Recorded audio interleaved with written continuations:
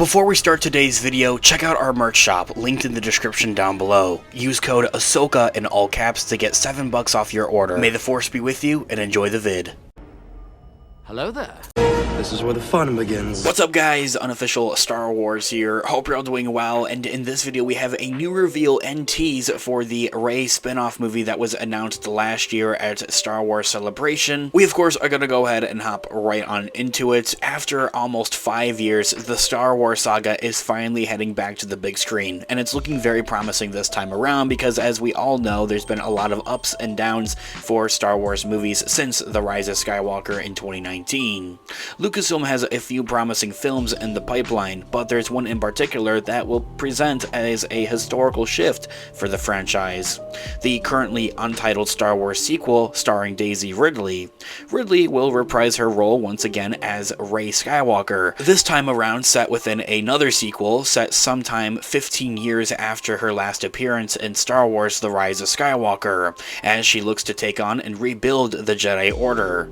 Not much is actually known about the yet untitled film, other than its unique place in the Star Wars timeline, being set 15 years after the events of The Rise of Skywalker and the sequel trilogy. Not necessarily though, mind you, acting as a Episode 10. When next we see Rey, she'll be a fully fledged Jedi Master.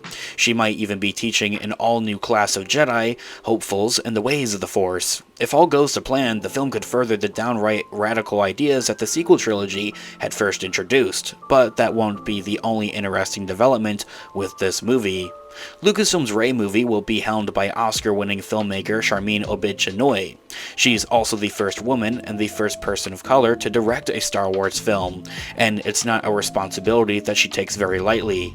Recently speaking to CNN on New Year's Eve, Obaid-Chinoy confessed the feeling of thrilled about the project and about the doors it could open for other female filmmakers, saying that, in quote, "I feel what we're all about to create is something very special," the director had mused. "We're in 2024 now, and it's about time that we had a woman come forward to shape a story in a galaxy far, far away." Ending that quote right there. Obaid-Chinoy's comments cut right to the heart of one of Lucasfilm's biggest blind spots. No Star Wars film has ever been helmed by a female director, though of course women have helped shape the saga from the very beginning.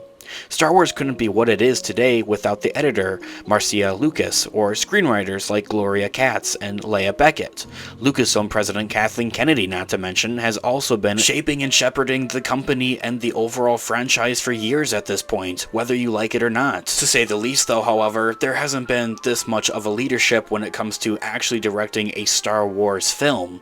Mind you though, however, there have of course been other female directors that have directed Star Wars projects, like Bryce Dallas Howard taking on multiple episodes of not just The Mandalorian throughout its multiple seasons, but also the Book of Boba Fett. Deborah Chow, who also directed a number of episodes of The Mandalorian and also directed the entirety of the Obi-Wan Kenobi show, and so many others. Like recently for the Ahsoka show, there was a lot of different directors that had worked on the many different episodes. I can't name them all off the top of my head though, however, like I can do for The Mandalorian. Anyway, of course, don't get me wrong, that's not to downplay Sharmeen Obaid-Chinoy's comments and what she's taking on here, because she is taking on quite a monumental role here as being the first female director to take on an actual Star Wars movie. And so, with that said, it's taken a while for some inclusive impulse to trickle down to the director's chair. The franchise has made great strides on the small screen, of course, as I had mentioned, but getting a female-directed Star Wars film off the ground has proven more difficult.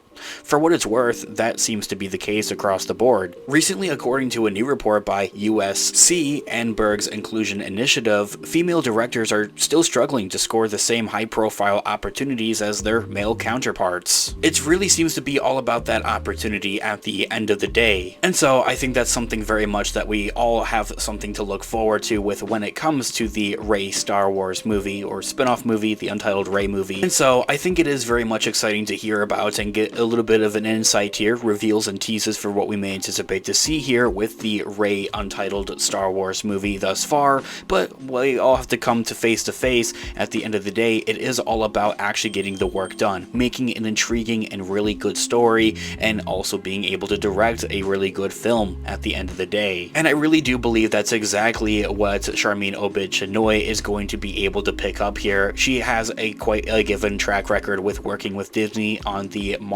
Miss Marvel Disney Plus show. She is also Oscar winning as a filmmaker, so she definitely has quite a prominent track record, I think, for when it comes to that and for what she'll be able to take on with the REY movie. I really also do believe that at the end of the day, if she can get this movie off the ground, which we're already actually seeing here in comparison to every other Star Wars movie that's been announced in the last 5 years since The Rise of Skywalker, then she's already doing more than 90% of any of the other directors, writers, and creatives that have actually been able to take on a Star Wars movie in the last 5 years, into the sense of that all the other Star Wars movies that have been announced or rumored around, whatever the case may be, in the last 5 years have simply fallen flat. Most recently, a very controversial one to a point, was recently the Star Wars Rogue Squadron movie, set to be helmed by, directed, and written by the Wonder Woman Patty Jenkins director. Her movie was actually supposed to come out in December of 2023, and December of 2023 rolled around and a lot of Star Wars fans were upset because they remembered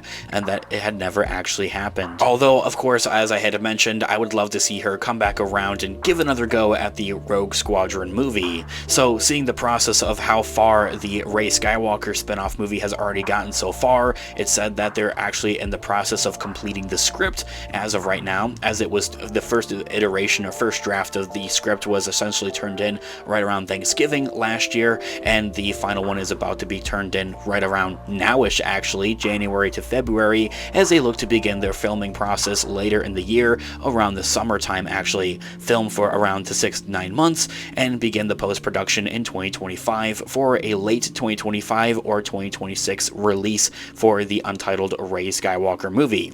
That given and that said, it seems to already have much more of a plan and much more of a roadmap essentially in comparison to all other Star Wars movies, as I have mentioned, in the last 5 years.